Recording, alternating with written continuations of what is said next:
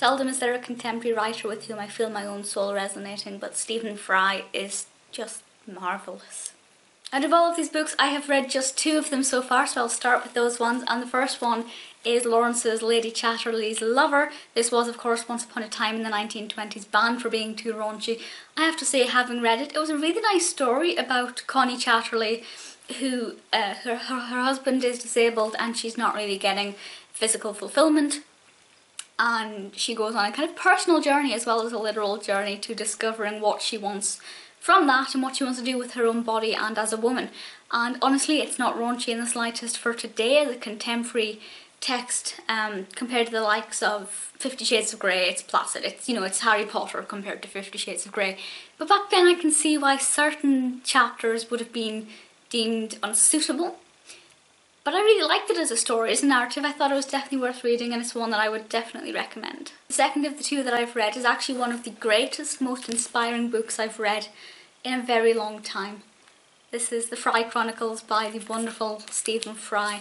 This is not his first book. It was the first of his that I've read, and it goes from basically school up to kind of recently, and everything's beginning with the letter C, which is so fascinating. But the reason I love this is because he speaks so rawly, and I find myself relating to an awful lot of what he's saying.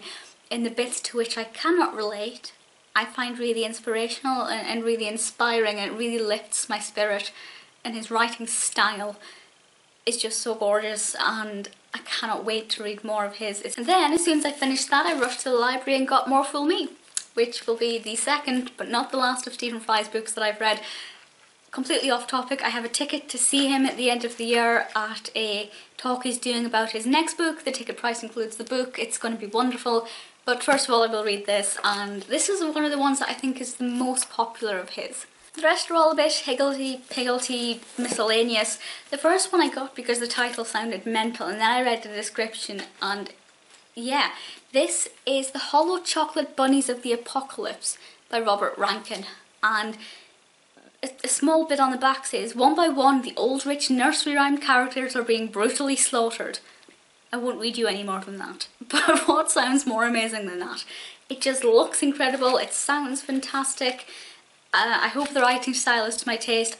I really need this to be good because I have such high hopes. This one I'm rather looking forward to. This is the Dent Master Musician's Tchaikovsky. And I'm listening to a lot of Tchaikovsky at the moment, but I don't really know that much about him as a composer, as an artist, what his life was like. And I thought this seemed like quite a good size. You know, it's not so big that it's going to be really heavy, but it's not so small that I'm not going to really get anything from it. So I think this should be a really good introduction to Tchaikovsky as a person and as a composer. Then we'll go with this one. This is Evelyn Waugh's Brideshead Revisited. I've seen the Emma Thompson starring film and I loved it so much that I thought I need to read something by Waugh. I think the writing style will be really great. I wasn't originally going to go for this one. I was going to go for a story I'd never heard of. But then I thought, actually, I really want to revisit the magic of Brideshead Revisited. It's so beautiful and quaint and English, and I love it. Penultimate, we'll go with Hay Fever, Noel Coward. I don't think I've ever actually read any of Coward's work. I'm trying to read a lot more play texts because I used to read plays a lot when I was at university, and then I just kind of stopped. And then over the last few months I've read a couple and really enjoyed it, so I'm really hoping Hay Fever is a delight. We have some images from original productions in there. So we'll see. I have no opinions on this yet. I have no specific hopes. I just hope it's good. And lastly, we have The Canterville Ghost by Oscar Wilde. I was actually wanting to get one of Wilde's kind of heavier texts, but then I saw this one and just absolutely fell in, I don't know what that was, absolutely fell in love with the print design of this. It's just so gorgeous. I mean, it's not going to be a very long, in-depth read. It's not. But I think it's going to be brilliant, and the illustrations look so stunning.